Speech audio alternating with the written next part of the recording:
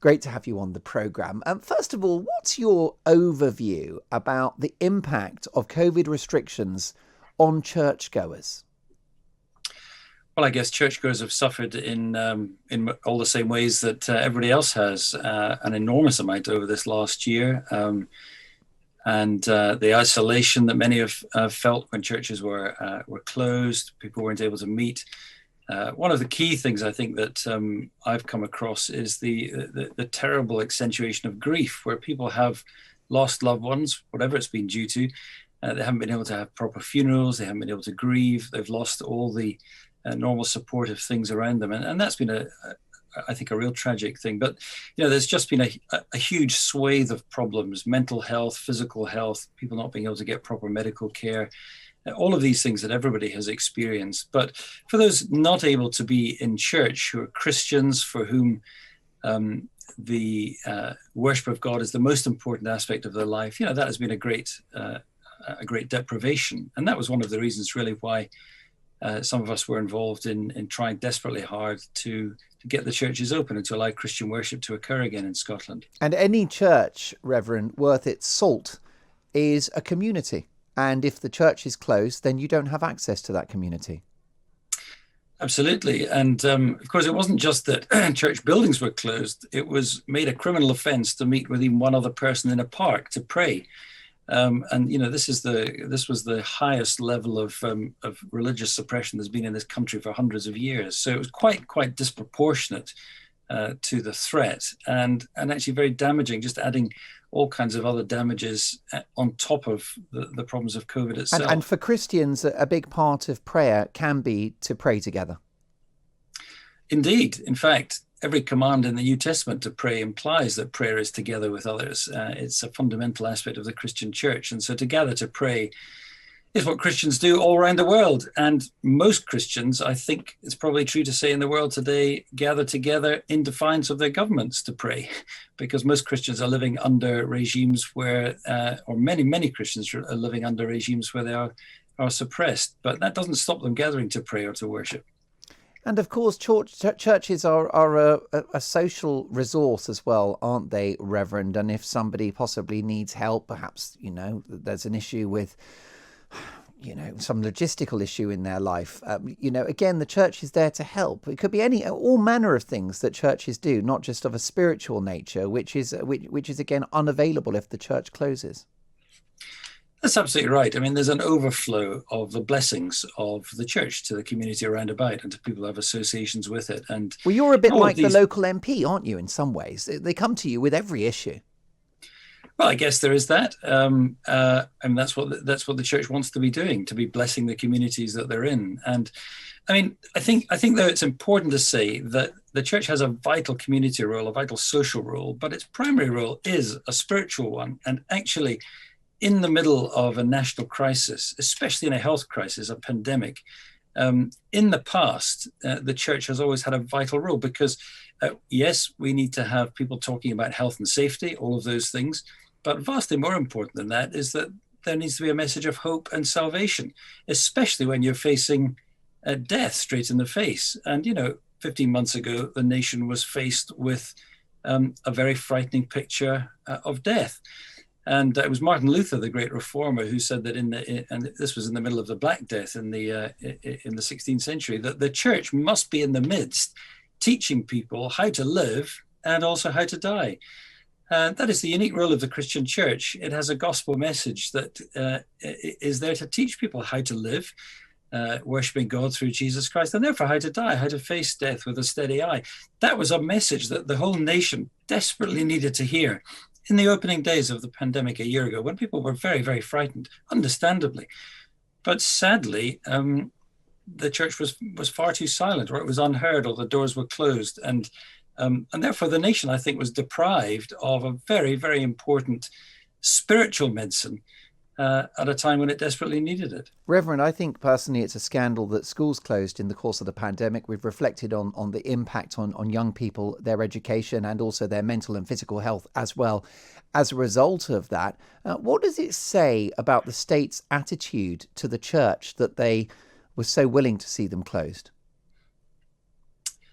Well, I think it's really, sadly, a measure of the irrelevance of the church in the eyes of the state, in the eyes of many people today. And, that that is a problem which, to some extent and to a great extent, has to be laid at the door of the church itself. Because if the church has shown itself to be irrelevant by having nothing distinctive to say, to speak a prophetic word of hope and of the grace of God into the midst of crisis, well, it's understandable that perhaps nobody wants to listen. I've been very disappointed in many ways with the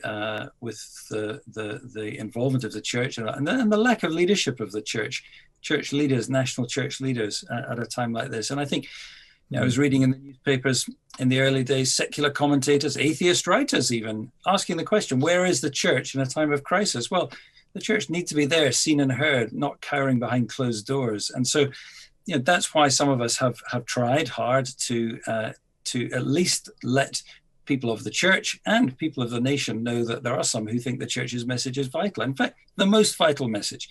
The Christian leaders of this country in a time of crisis are more important than the political leaders and the health leaders and the scientific leaders. That's the truth from an eternal perspective.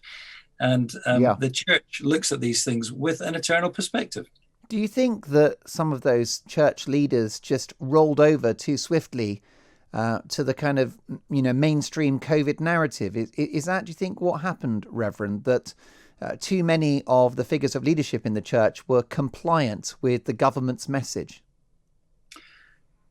I think yes, that is so. I think in the early days it was very difficult, and we didn't know what we were facing. Sure. I mean, I when it first happened, I was preparing our congregation for deaths and saying to them, we may well face many deaths of loved ones. And I was teaching them and reminding them that our hope is not in modern medicine. Our hope is in the gospel of Jesus Christ.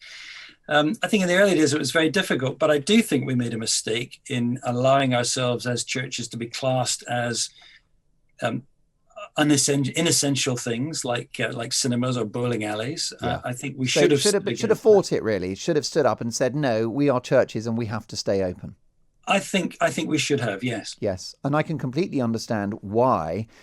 What's your view, Reverend, on the ethics of the COVID measures we've seen in the last 16 months, whether it's face coverings, vaccine passports proposed, vaccinations for children, lockdowns? Do you take a sort of spiritual and ethical view of these measures?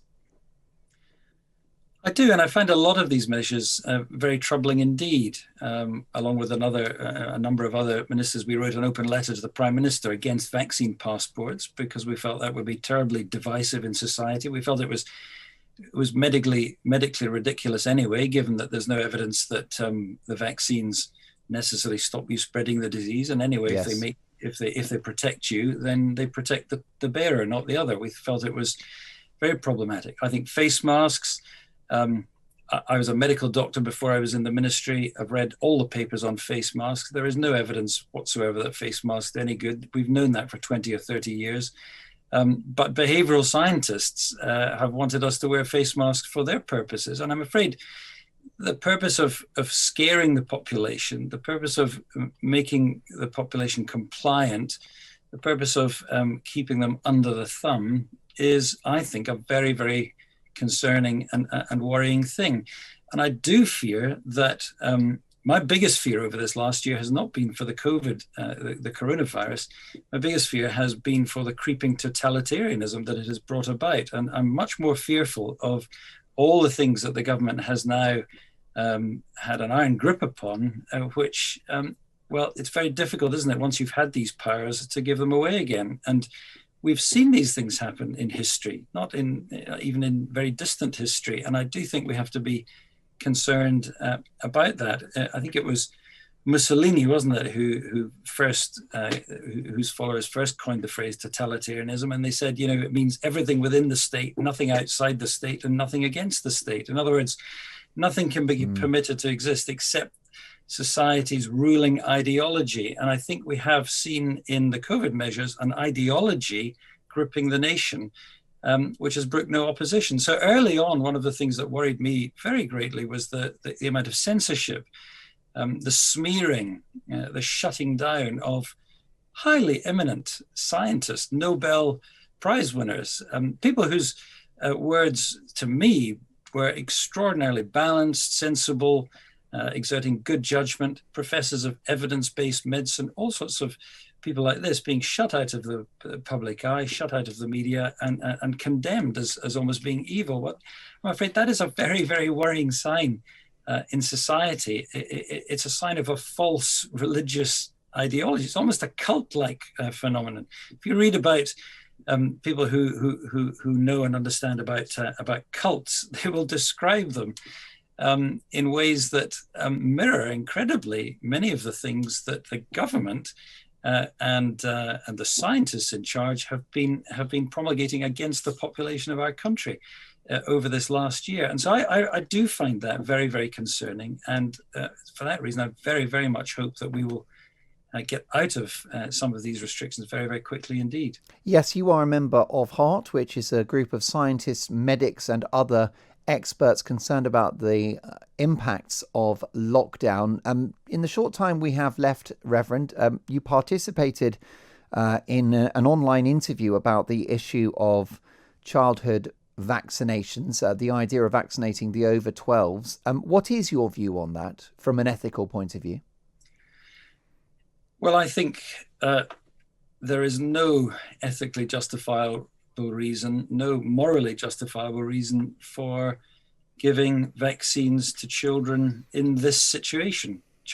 I'm all for children's vaccinations for things that will prevent harm to children, but we know that COVID poses zero harm to children. Not a little bit of harm, but zero harm. No children have died of COVID who have not had significant medical conditions or been very, very ill or near to death. Healthy children do not die of COVID.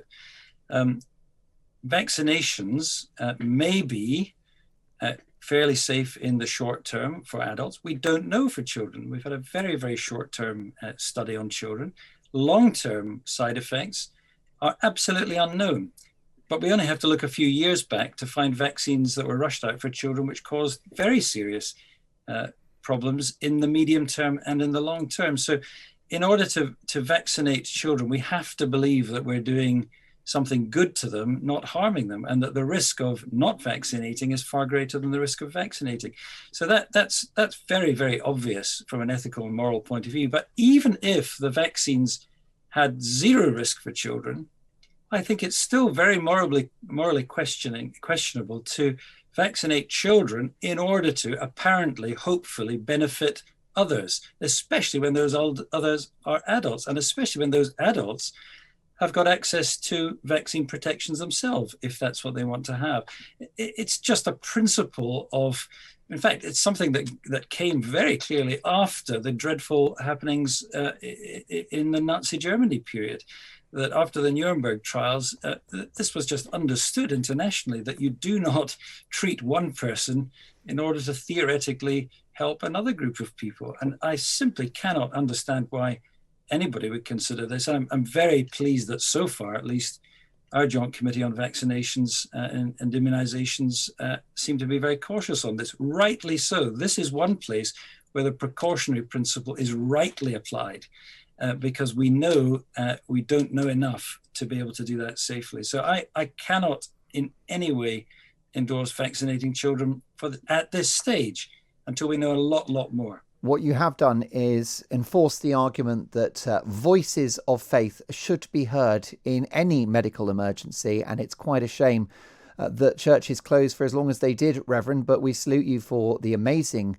victory against the Scottish government getting over venues of worship reopened again. Brilliant to have you on the programme. Reverend Dr. William Philip is the senior minister at the Tron Church in Glasgow. Thank you, Reverend. What a fascinating conversation.